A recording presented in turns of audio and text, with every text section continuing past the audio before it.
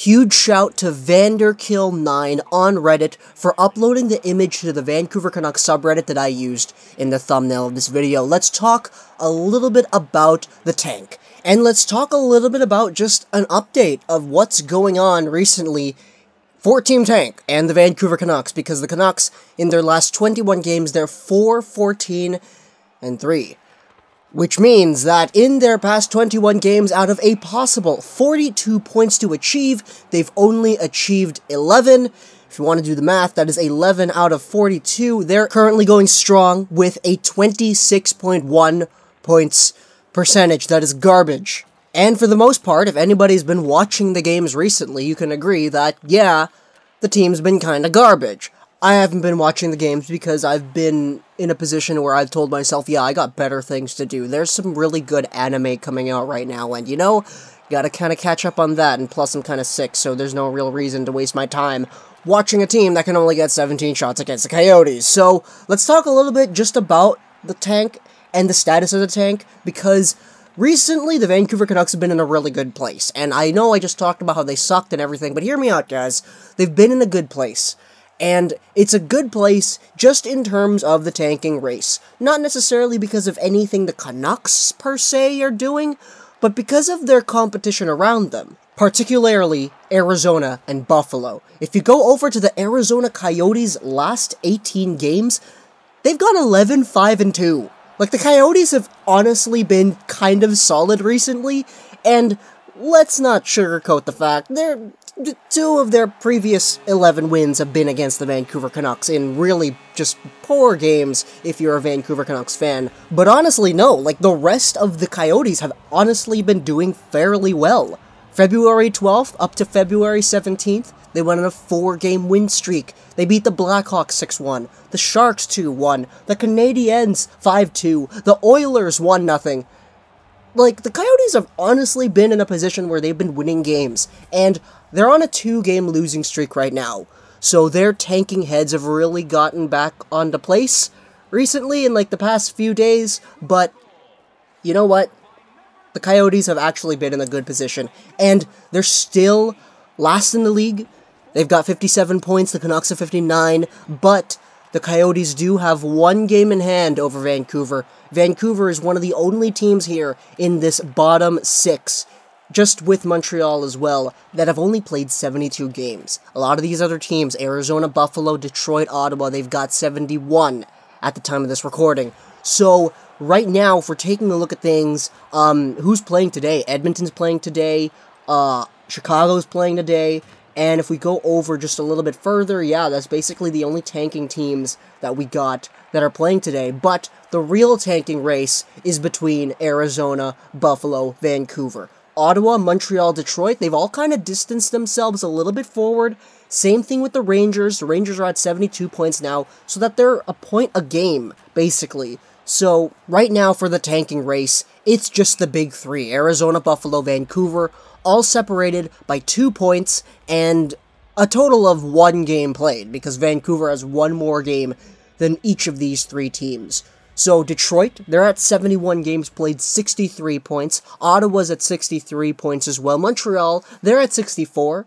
So those guys have kind of distanced themselves a little bit further. Edmonton, I know everyone's kind of scared that Edmonton's going to win the draft lottery again, and God forbid that doesn't happen again, but Edmonton has kind of put themselves in a position where they've strayed a little bit away from the tanking race.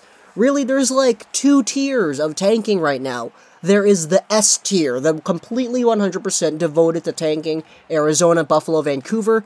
Then the next tier is a little bit separated off. So, right now it's that S tier that's really just in the runnings for everything. You look at every statistic, look at our goals against differential. Arizona's at a -58, Buffalo's at a -60, Vancouver's at a -50. The only other team here that isn't really in this position, but is near that, is, well, Montreal and Ottawa. They're at -47, 48 each.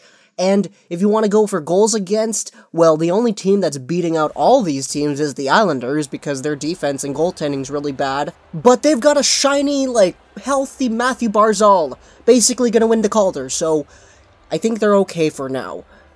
So if we want to take a look at the rest of the things that are going on in the league, basically all we got to do is just hope for Arizona and Buffalo to just start winning games, which really that's not out of the question because Buffalo, they've been winning sort of. I mean, they recently beat the Chicago Blackhawks 5-3, and then they lost to the Golden Knights in a shootout, then they beat the Senators in a shootout, then they beat the Leafs, they beat them 5-3, so Buffalo's finding ways to win games, and the fact that Jack Eichel's coming back, it's really beneficial for them as a team, because he provides a really good. Okay, he's a good player, guys. You don't need me to tell you that Jack Eichel's a good player. So, he's coming back. He's suiting up for the Buffalo Sabres. They've got a good stretch coming ahead of them. Nashville, they're playing. They're playing the Arizona Coyotes on March 21st. This one, I'd prefer to go to overtime, because, yeah.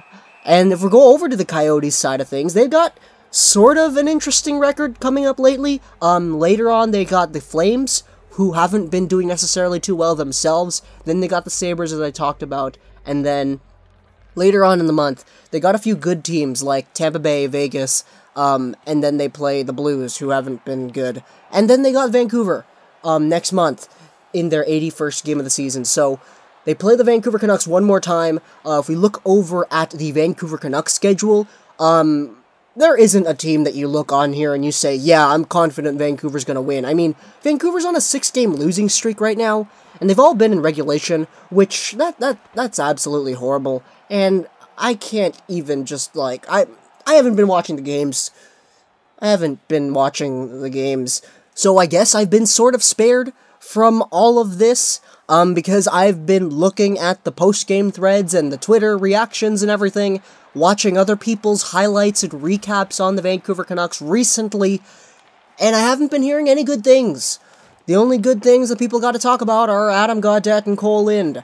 But other than that, no one's really saying anything good about the Vancouver Canucks these days. It's just like, oh, we've been shut out 3 games in a row. It's approaching the Vancouver Canucks record. We've only scored, like, however many goals since Besser went down to injury, and 2 of them have been from Jokinen. So, taking away the San Jose game last night, where we scored 3, and we ended up breaking that streak, the Canucks couldn't score goals for the life of them. 3 goals in their past 5 games, with 2 of them coming from Jokinen, and it's just bad. It was bad. And, I mean, it's good that we lost last night. Goldobin, Virtanen, Pouliot, that second power play unit had some really good moments on there. The first power play unit got a goal too. So our power play has been doing really well. Actually, no, I think they got 2 goals. Yeah, it's 5-3. Edler got a really nice, like, slap shot, just one-time thing later in the game. But other than that, the Vancouver Canucks, they lose this one 5-3, which I'm not going to sit here and say that I'm very disappointed about, because I've been actively cheering for the Tank. And now we just wait, because we've gotten 6 lost regulation games in a row. We've been sitting here at 25 wins for a long time. We've been sitting in the 20s, the mid-20s for a long time, and I don't know how quickly the Vancouver Canucks will progress up to, like, 30 and all that. I don't even think that's going to happen. We got a good stretch coming up. Vegas, Chicago, St. Louis. You know, who really cares if St. Louis is bad or if Chicago is bad? You look at these teams, you look at the Vancouver Canucks schedule, and you look and you say, okay, how many of these teams are we realistically going to beat? And you go and you think about it for a little bit and you say, yeah, I don't really see us winning any more games ever. And it feels kind of bad, but then you're like, yo, man, we just gotta wait for the draft and everything. I kind of wanted to address one thing.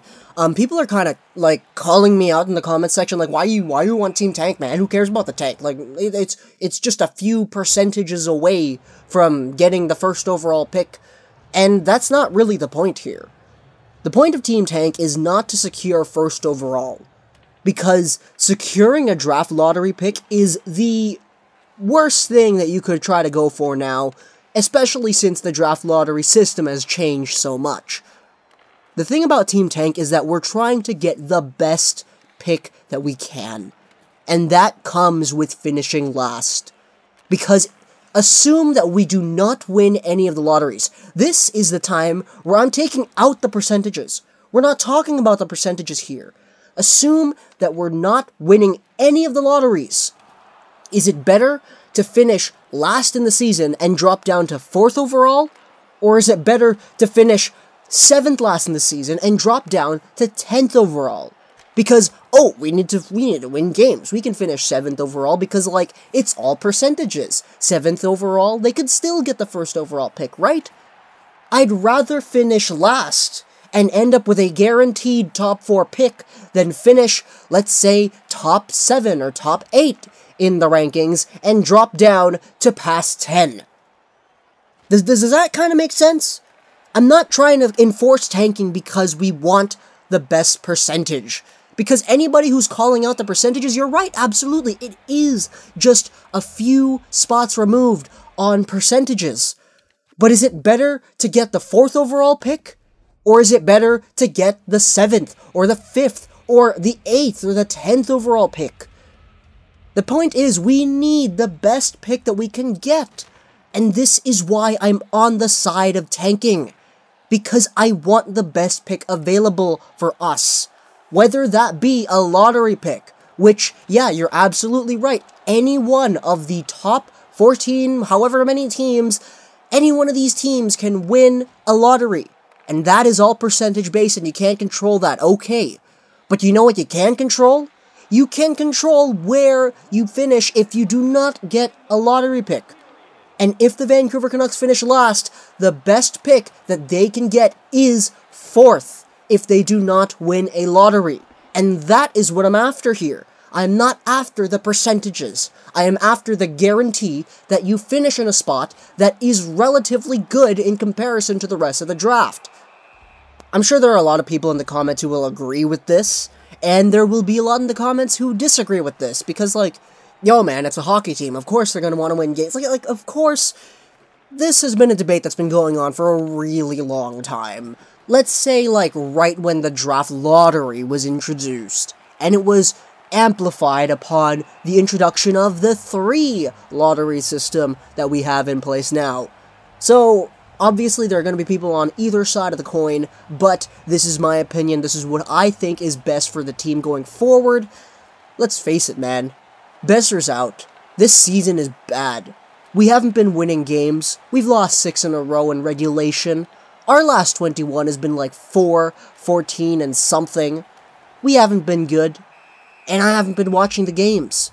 But I know that there are a lot of people out there who are watching games and who want the best product on the ice. But of course, in my opinion, we're not going to get that this year. So all that's left is to look forward. And this is why I want a good draft pick. Hope you guys enjoyed this particular plastic tutorial like Wrestling and Gaming. And bye.